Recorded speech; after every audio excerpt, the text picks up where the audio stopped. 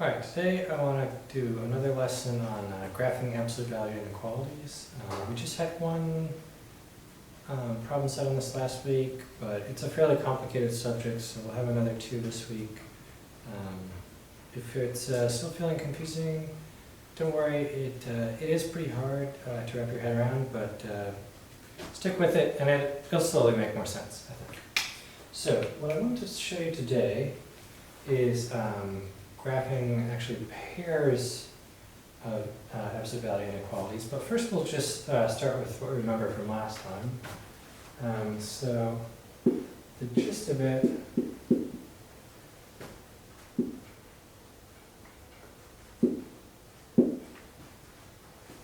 in one variable is that you're going to get typically some kind of range of solutions.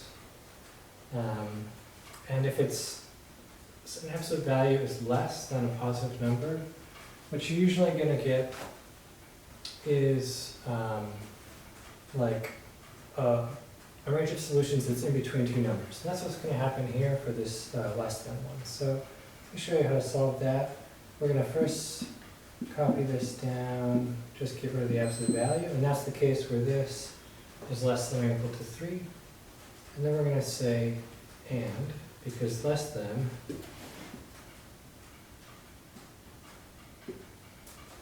turn into and greater than typically turn into or.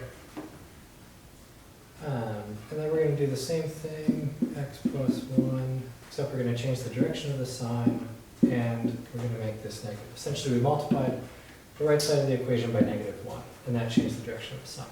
And now all we're going to do is graph this compound inequality. Okay? So first I'm going to just solve for x to make it easier to graph.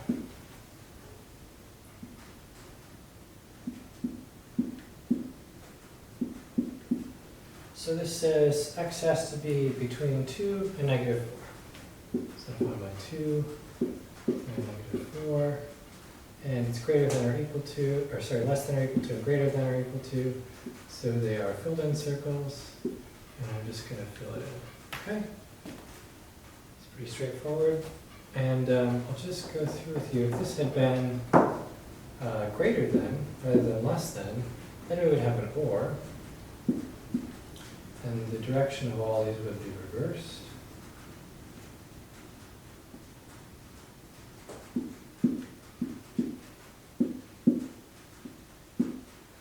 In that case, instead of the solution being what's in between these two numbers, it's going to be what's outside of them. Okay? So instead it's either less than -4 or greater than 2. All right? So the direction of the sign is important for these absolute value inequalities. Hopefully that is beginning to stick from last week. Now today I just want to go over a couple other things that might happen. I think I might have mentioned this as well last week, but I'll just cover it again. So this is an absolute value and a negative. And we know how these are connected in an equation. If it was the absolute value has to equal a negative, it doesn't work because all absolute values are at least 0.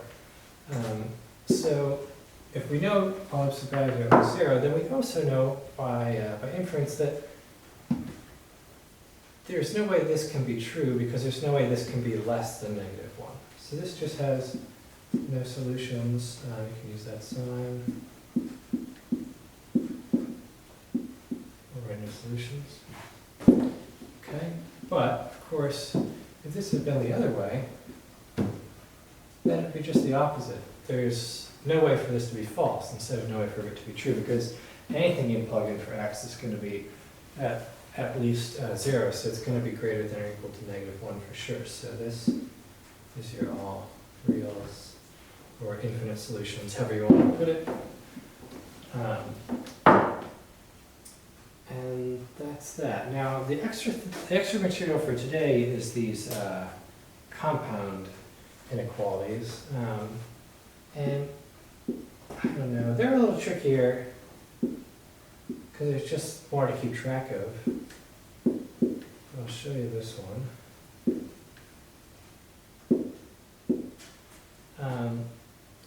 And I think the best way to do it is to just sort of graph them separately, and then once you've got them graphed, kind of look at the relationship. So the way I would do that is I would say, okay, so this is going to be x is less than 4, or x is greater than negative 4, right? Just changing the direction of the sign and making this negative, all right? So that's one thing. And now less thans, again, turn into and. So there's an and here, and greater than turned into or. All right, so that's one thing. And if I'm going to graph that, I'll just graph that first. Okay, so between 4 and negative 4. All right, and they're open circles because there's no or equal to. All right, so that's one graph. And now this one says greater than 1. So that's going to be x is greater than 1, or, because my greater than turns into an or, x is less than negative 1, right? And that makes sense. There should be lots of values that would make this true, because both large positives and large negative numbers will make this true because they'll become positive numbers. Whereas this one, there's only a small number of values that will work, because once this gets too large, it's going to be greater than 4, whether it's too large in the negatives or the positives. Okay, so graphing this, we have kind of the opposite thing. It's 1 and negative 1.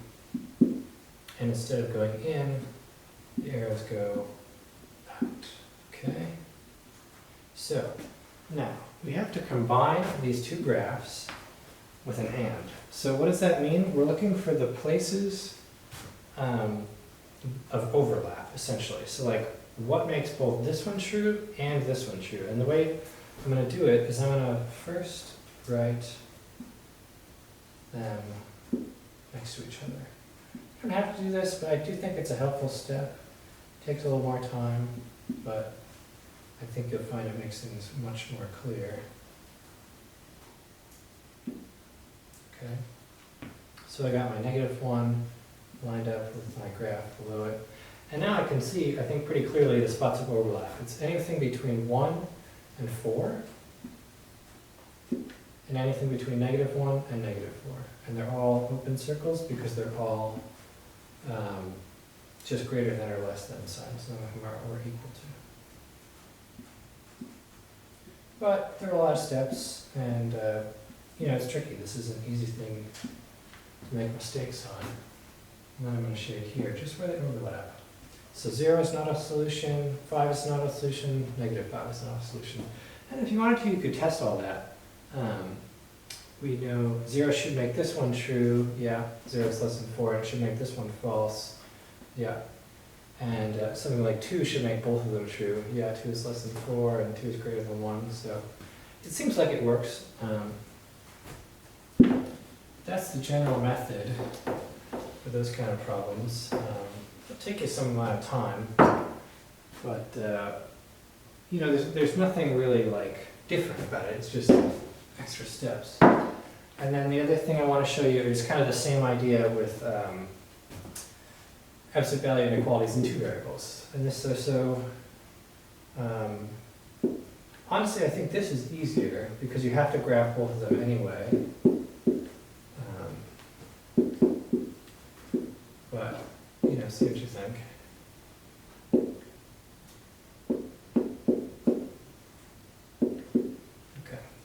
So, you know, you don't have to solve these. That's the nice part about it. I'm going to give them all to you already solved, so that should save you some work. So you're just graphing, all right? So this is has a vertex at 0, 2, so I'm going to go up to 2, and it's just pointing down. That's all that negative does. And it's less than, so I'm going to use a dotted line.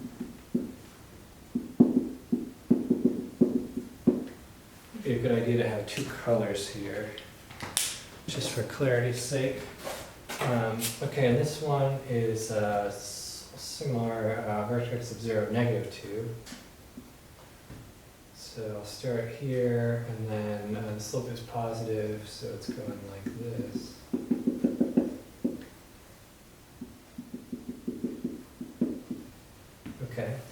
I just have to look at my sign, okay? So, or I notice my inequality direction. So this one says shade below, so that would be all of this area.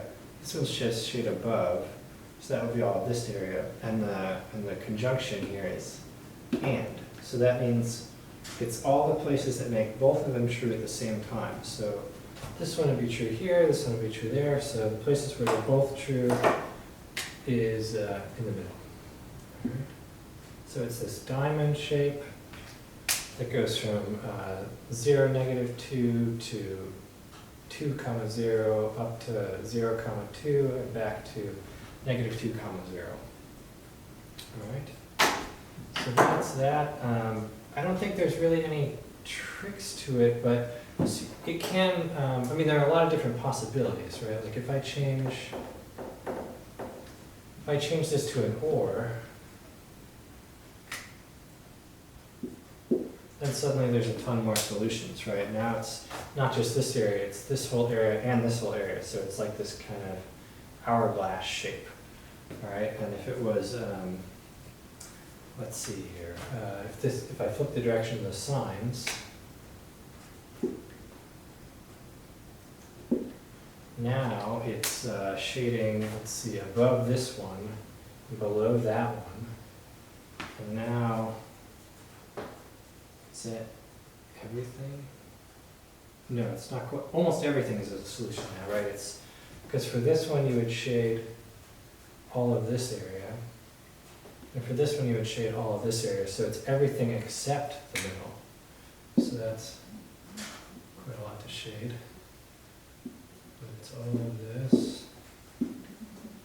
Alright, so I think if you just do them one at a time, you know, use two colors, kind of see where they overlap or don't overlap, you can probably put all that together. Like I say, it's a lot of steps, but I don't think it's really anything new exactly. Alright, so good luck on the assignment. If it's still feeling unclear, we are going to have yet another day to work on it tomorrow. So we'll have more time to ask questions, and there'll be another lecture. Alright, take care.